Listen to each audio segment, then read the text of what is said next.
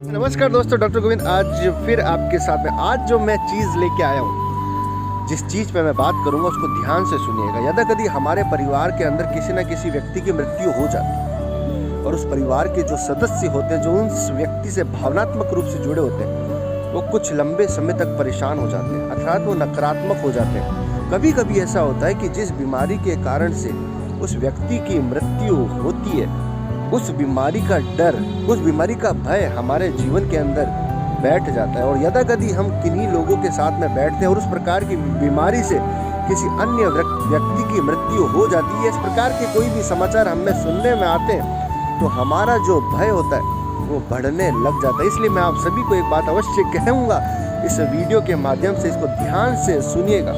यदि कभी आपके अंदर वो भय बैठा हुआ है जो नहीं बैठना चाहिए, पर फिर भी बैठा हुआ है, तो आप उन नकारात्मक चीज़ों से दूर रहने का प्रयास कीजिए। उन लोगों के साथ में बैठिए जो सकारात्मक हैं। और यदि कभी कोई ऐसी सूचना आपके पास में आती है, तो बजाय ज़्यादा पूछने के कि उनको कैसे बीमारी हुई, वो कैसे उनकी मृत्यु हुई, क्या हुआ था, क्या इलाज हुआ, ऐसा आपको कोई बात नहीं करनी है। आपको सिर्फ उनकी बात सुननी है और कोशिश ये करना है कि आप उनकी बातों को दूसरी बातों के साथ में ओवरलैप कर सकें।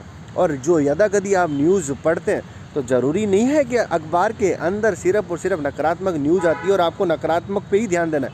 आप सकारात्मक रूप से भी न्यूज़ पढ़ सकते हैं, सकारात्मक न्यूज़ को पढ़ सकते हैं, और साथ ही साथ में सकारात्मक चीज़ों को टीवी के माध्यम से या मोबाइल के माध्यम से देख सकते हैं। और सबसे महत्वपूर्ण बात यह है, चूँकि आप एक परिवार का हिस्सा हो, आप एक समाज का हिस्सा हो और आपको नित्य कार्य मिलते हैं करने के लिए, आप उनके ऊपर फोकस करेंगे तो आप इन सब चीज़ों से दूर रहेंगे। इस प्रकार की समस्याएं से संबंधित फ़ोन मेरे पास में बहुत आते हैं, बहुत सारे मैसेज आते हैं, तो मुझे ऐसा लगा कि कहीं ना कहीं मैं आपको इन चीज़ों के बारे में बताऊं, क्योंकि नकारात्मकता आपके अंदर आप जहां से लेना चाहोगे, चूँकि आप नकारात्मक हो उस पर्टिकुलर बीमारी के लिए, तो आप नकारात्मकता आपके पास में आएगी तो आपका शरीर, आपका दिमाग उसके ऊपर क्रिया करने लग जाएगा, जो कि नकारात्मक ही होगी, और उस नकारात्मक क्रिया से आपके शरीर पर भी नकारात्मक प्रभाव पड़ेगा।